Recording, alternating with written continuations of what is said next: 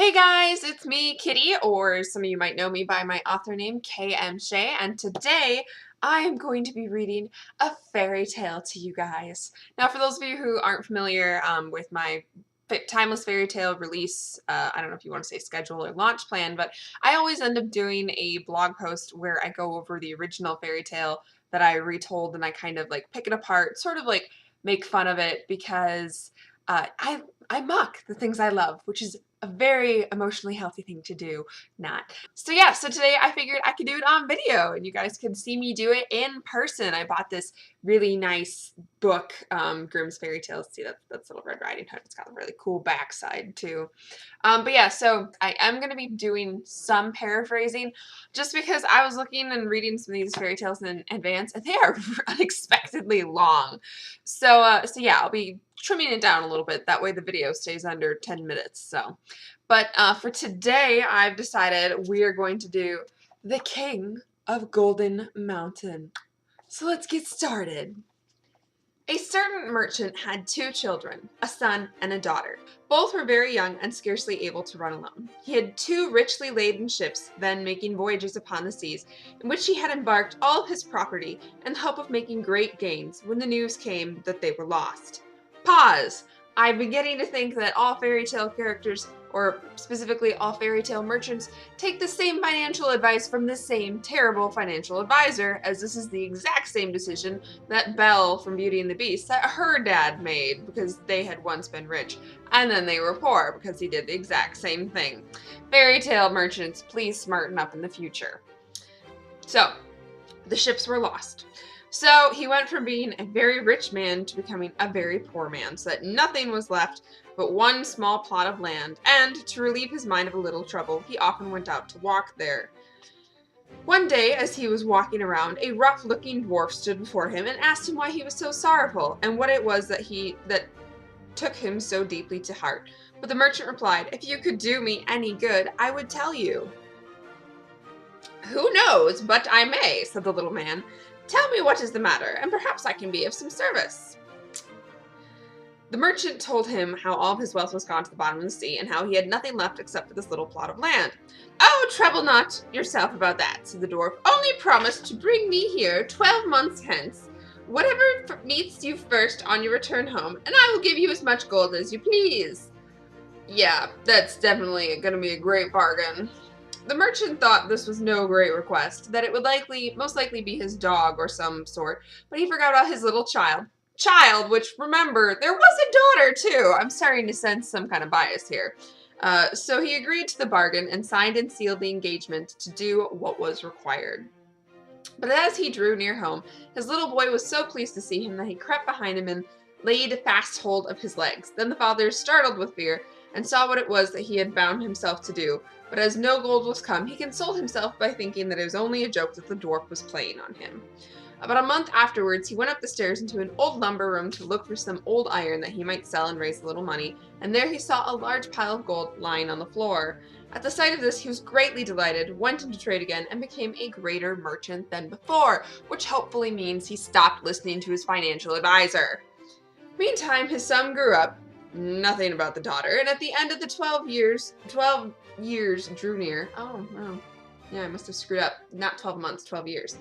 The merchant became very anxious and thoughtful, so that the care and sorrow were written upon his face. The son one day asked him what was the matter, but the father refused to tell him for some time. At last, however, he said he had, without knowing it, sold him to a little ugly-looking dwarf for a great quantity of gold. I again want to pause here.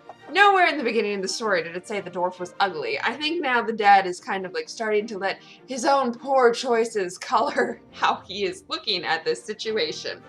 Way to go, Dad. You're winning the Father of the Year award, for sure. So the son then said, "Father, give yourself very little trouble about that. Depend upon it, I shall be too much for the little man."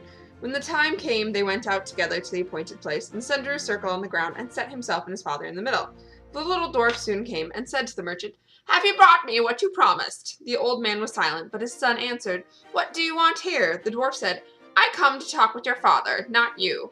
"You have deceived and betrayed my father," said the son. Give him up his bond." And no way does it say how he deceived and betrayed his father. This kid is not like a good bargainer. He is just straight up a liar, which you will see is a pattern that continues through this story. Great trait for a hero to have. No, replied the little dwarf, I will not yield up my rights. Upon this, they argued for a really long time until at last it was agreed that the son should be put in an open boat that lay on the side of a piece of water hard by, and that the father should push him off with his own hand so that he should be turned adrift. Who wins in this situation? Like, really, the dwarf doesn't get the kid, which we never found out what he wanted the kid for anyways, but all he does basically is make the father, like, encounter pain and suffering, and the kid is gonna go to adrift to sea? Like, why would you be like, I would rather be put out in a boat to sea than serve this little old man? Like I said, he's not actually a good bargainer. He's just a liar. Okay. So they did all of this. The kid was put in the boat. The boat was pushed off. However, as the boat pushed off, it heaved and fell onto its side into the water, so that the merchant thought his son was lost and went home very sorrowful, because everyone knows you should not try checking to see if someone really had drowned. You should just assume and walk away. That is always the best course of action. But the boat went safely on, and it did not sink, and the young man sat securely within till at length it ran ashore upon an unknown land. As he jumped upon the shore, he saw before him a beautiful castle, but it was empty and desolate, for it was enchanted. At last, however, he found a white snake in one of the chambers. Now the white snake was an enchanted princess, and she rejoiced greatly to see him. Art thou at last come to be my deliverer? And seriously, she does talk fancy like that. I'm not making that part up. 12 long years I have waited for thee, for thou alone canst save me. So, 12 years, in other words, like when he was 2, she decided that he could save her even though she'd never met him. This is not legit. Okay. This night 12 men will come. Their faces will be black and they will be hung round with chains. They will ask what thou dost here, but be silent, give no answer, and let them do what they will. Beat and torment thee. Beat and torment thee! Okay, girl, like, you are asking for a lot, considering 1, you're a snake, 2, this kid has never met you, 3, he's gotta be, like, younger than 15 at this point, because 12 years passed, he was a kid when his dad lost his fortune. Yeah, no, okay. Child endangerment. Suffer all, only speak not a word, and at 12 o'clock they must depart. The second night 12 others will come, and the third night 24, who will even cut off thy head. Who will even cut off thy head?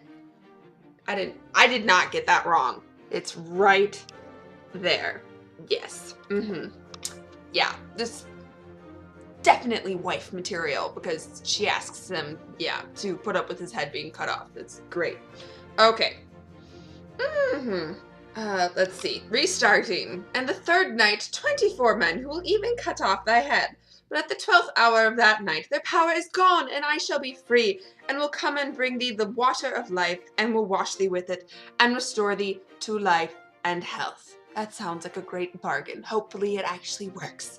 And all came to pass as she said. The merchant's son spoke not a word, and the third night the princess appeared, and fell on his neck and kissed him, joy and gladness bursting forth throughout the castle. The wedding was celebrated, and he was the king of Golden Mountain. Okay.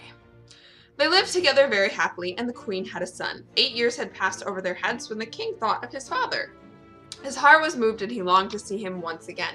But the queen opposed his going, and said, I know well that misfortunes will come. However, he gave her no rest till she consented.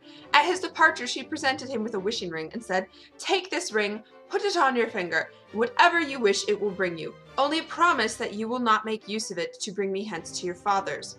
You know, this wishing ring probably would have been really useful, like when those guys were beating him up and cutting off his head and all that. Yeah, okay. But whatever. So, underlining the part though, she doesn't want to go see his father. Like, apparently she doesn't want to see her in-laws. I don't know, whatever. Okay. So, the king, the son, promised what she asked and put the ring on his finger and wished himself near the town where his father lived.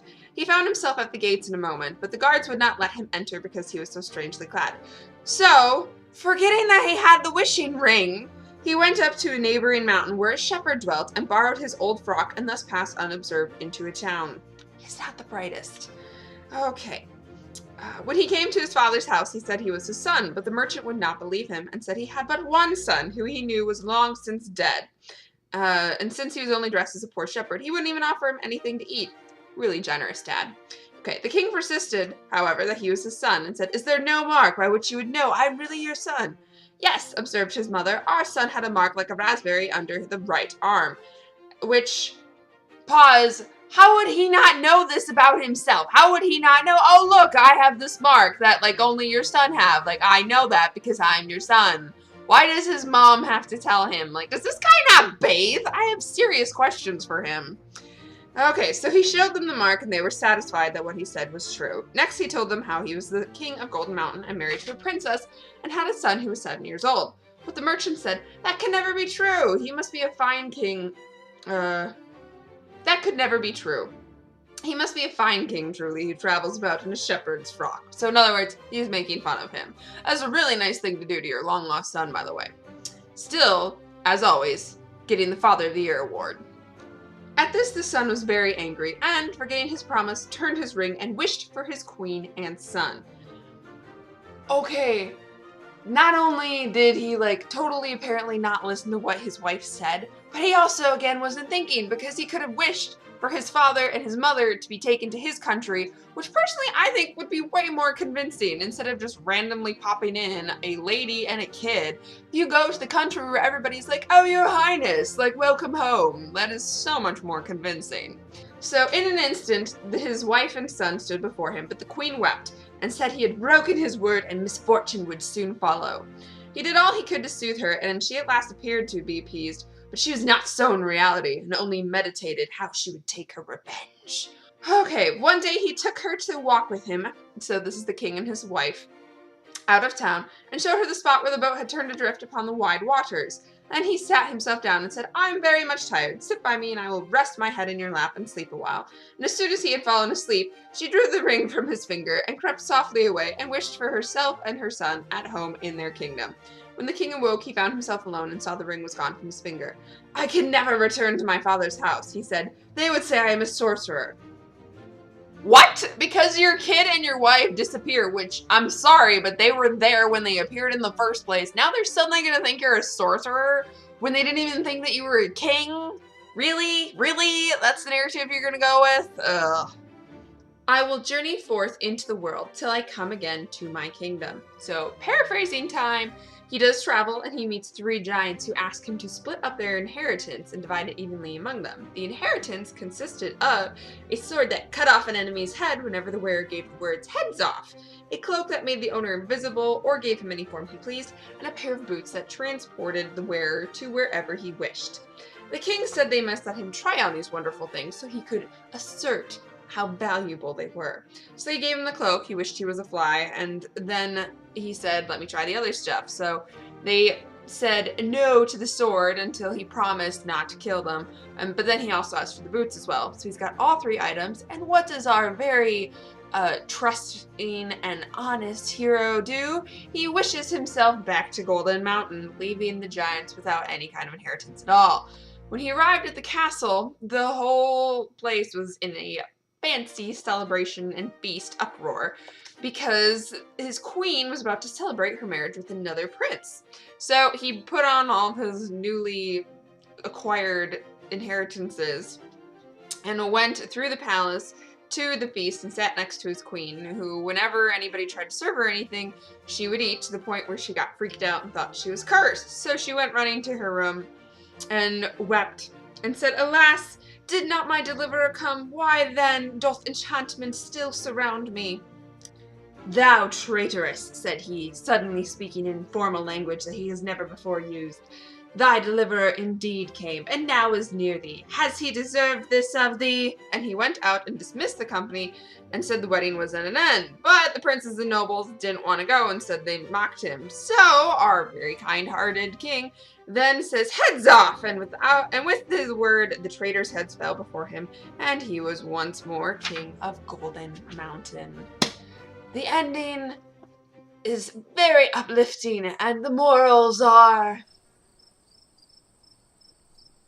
Let's go with interesting. So yeah, that was King of Golden Mountain. Hope you guys enjoyed that. It was longer than 10 minutes, sorry. But yes, if you want to do it, if you want me to do something like this again, just say so in the comments down below. And also a reminder, now through the end of August, I'm running the 2018 summer reading event. We've got giveaways, freebies, you know, all kinds of book recommendations. So if you want to check that out, that is in the information also down below. Until next time, guys, you have a great day, and I will see you then. Bye. We could have some, that is a bad, terrible introduction. He came to his kingdom, deserved, no. Has he deserved this of thee? I wish you guys would talk more informally again.